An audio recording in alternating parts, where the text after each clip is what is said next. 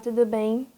Nessa questão aqui eu tenho a representação de um pêndulo, né, nas 3 posições principais que a gente tem aí a análise, tá? E aí a gente pode acrescentar também mais uma aqui intermediária e outra aqui também, tá? No caso, esse aqui seria o ponto central do pêndulo, o meio dele. Esse aqui seriam os 2 pontos extremos e esses aqui seriam pontos no meio do pêndulo, tá? Enquanto ele tá fazendo o percurso dele aqui. Um pêndulo, veja, ó, se a gente fizer assim, né, um tracejado, a gente vai ver que ele vai percorrer um movimento circular. Vai ser um movimento circular uniforme? Não, porque a velocidade dele vai estar variando. A velocidade varia, ela é sempre diferente, tá? Ela não é uma velocidade constante, então não é um MCU, mas é sim um MC, um movimento circular. Se é um movimento circular, então a gente sempre vai ter a presença do que a gente chama de aceleração centrípeta. Todo movimento circular exige a presença de uma aceleração centrípeta.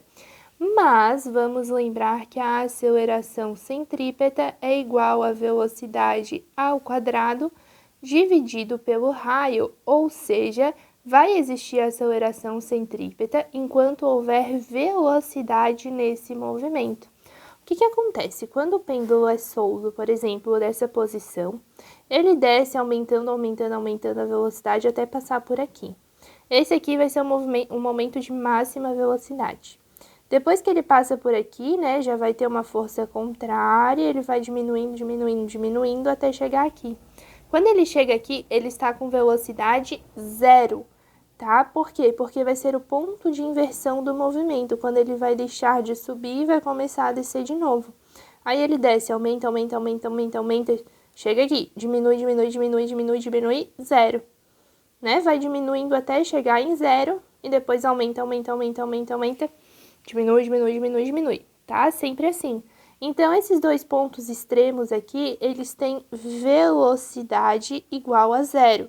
A velocidade deles é nula. Então, nesses pontos aqui, a gente não tem aceleração centrípeta, porque o V é zero.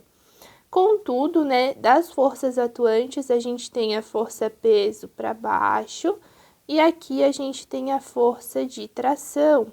Ou seja, se a gente decompor a força-peso em relação ao plano, né? O plano é sempre a reta tangente ao corpo. Então, o plano está aqui, a tração está para cá, eu posso decompor o peso. Posso decompor o peso em PY e em PX, sempre em relação ao plano, tá? Para ficar perpendicular ao plano e paralelo ao plano. Se a minha aceleração centrípeta é nula, então a minha força centrípeta é nula. E nesse momento aqui, né, PY é igual a tração. Nesse momento aqui. Por quê? Porque essas forças aqui vão se anular e não vão gerar nenhuma resultante na direção radial, ou seja, a força centrípeta vai ser nula. Mas eu ainda vou ter Px, que não vai se anular com nada. Então, nesses momentos de inversão do movimento, eu sempre vou ter Px como a força resultante, produzindo a aceleração resultante. E é a partir dessa aceleração aqui que a gente vai ter esse corpo vindo se movimentar. Então, nos pontos extremos, a minha aceleração resultante, né, é sempre aqui, levando ele para baixo, tá? Então, aqui a aceleração resultante é para cá, no sentido de Px, e aqui é para cá, também no sentido de Px, nesse ponto aqui, tá? Então, aqui a gente viu os pontos extremos. Nos pontos extremos não tem aceleração centrípeta e a força resultante é Px, com aceleração resultante para cá também. Velocidade nula nesses pontos. Então, o vetor velocidade não existe, vai existir apenas um vetor aceleração para cá ou para cá, tá? Mas, né, tirando esses pontos aqui de inversão do movimento, nos demais a gente vai ter sim uma velocidade. No que a gente tem uma velocidade, a gente obrigatoriamente vai ter uma aceleração centrípeta, e essa aceleração centrípeta vai estar sempre apontando para o centro, né? A aceleração centrípeta pro centro. Então, nesses momentos aqui, a aceleração centrípeta para cá. Aí, ó, nesse ponto médio aqui, né, que é o ponto aqui que fica mais embaixo, central do pêndulo, a gente vai ter o quê? A gente vai ter a força peso vertical para baixo e vamos ter a força de tração vertical para cima. E a resultante dessas forças, né, vai gerar a força centrípeta, sendo que a força centrípeta vai estar apontando para o centro, na mesma direção da aceleração centrípeta, vai ser dada pela força que está para cá menos a força que está contrária, ou seja, a tração menos o peso, e assim você traça a força centrípeta nesse ponto aqui. A velocidade, ó, é sempre tangente à direção, então se ela tá vindo para cá, a velocidade vai ser para cá, se ela tá vindo para cá, a velocidade vai ser para cá.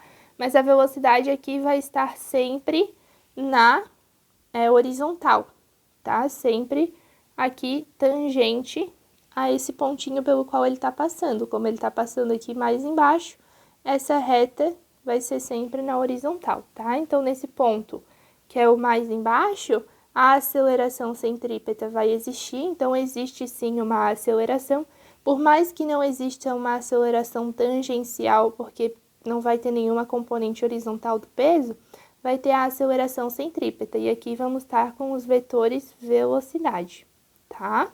Que daí depende para onde está indo, né? E daí, por fim, a gente tem esse caso aqui. Eu vou desenhar ele aqui para ficar menos poluído o nosso desenho. Então, eu vou ter aqui essa bolinha, eu vou ter aqui para baixo a força peso e aqui para cima eu vou ter a minha tração. Novamente, a gente decompõe sempre em relação ao plano que está contendo essa bolinha, né?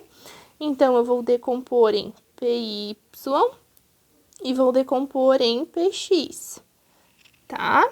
Então, decompus aqui a minha força-peso, só que nesse momento aqui eu vou ter uma velocidade. Essa velocidade pode ser tanto para cima, caso esteja subindo, tanto para baixo, caso esteja descendo. Mas a minha velocidade vai estar sempre aqui tangente a essa retinha aqui, tá? Que vai definir o movimento. Então, a minha velocidade ou vai estar para cá, ou vai estar para cá.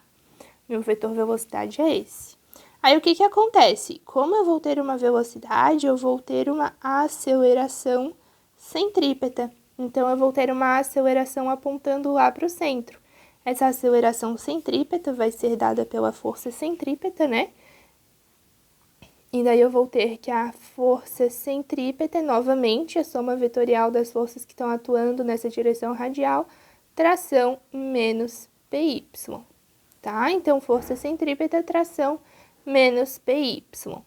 Aí, eu vou ter novamente aqui a força PX. Essa força PX vai estar gerando uma aceleração tangencial. Ou seja, atuando aqui, eu ainda vou ter mais uma aceleração.